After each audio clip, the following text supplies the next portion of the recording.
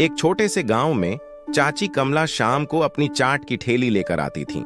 उनकी चटपटी चाट की खुशबू दूर दूर तक फैल जाती थी। जैसे ही स्कूल की छुट्टी होती, बच्चे दौड़ते हुए उनकी ठेली पर पहुंच जाते। सब बड़े चाव से चटपटी चाट खाते।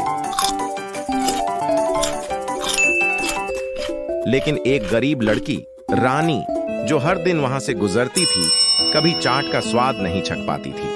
रानी के पास पैसे नहीं थे, पर उसकी आंखों में चाट खाने की ख्वाहिश साफ झलकती थी।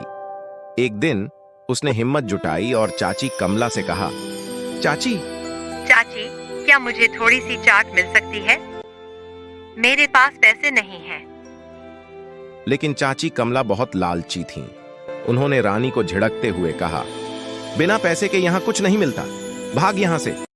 रानी की आंखें आंसुओं से भर गईं, पर वह चुपचाप वहां से चली गई। उस रात स्वर्ग में परी झिलमिल ने यह सब देखा। वह बहुत दयालु और न्यायप्रिय थीं। उन्होंने चाची कमला को सबक सिखाने की ठान ली। अगले दिन परी झिलमिल गांव में एक बूढ़ी औरत का रूप धरकर आईं।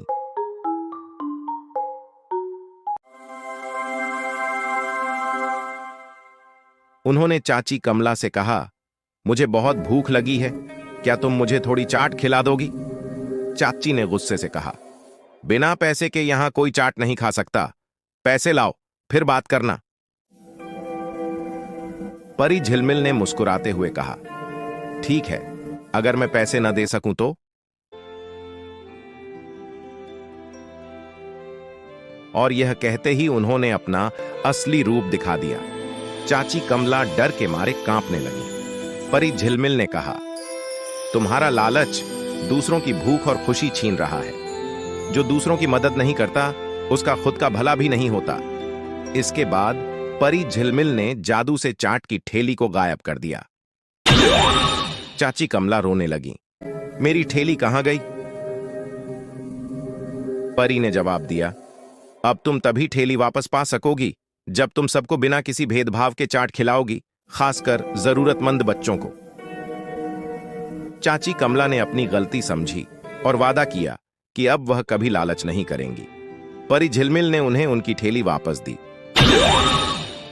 इसके बाद चाची कमला ने खुद रानी को बुलाया, मुझे माफ कर दो बेटी, और उसे खूब सारा चाट खिलाया।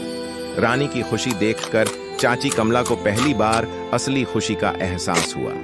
कहानी की सीख, सच्ची खुशी दूसरों की मदद करने में है।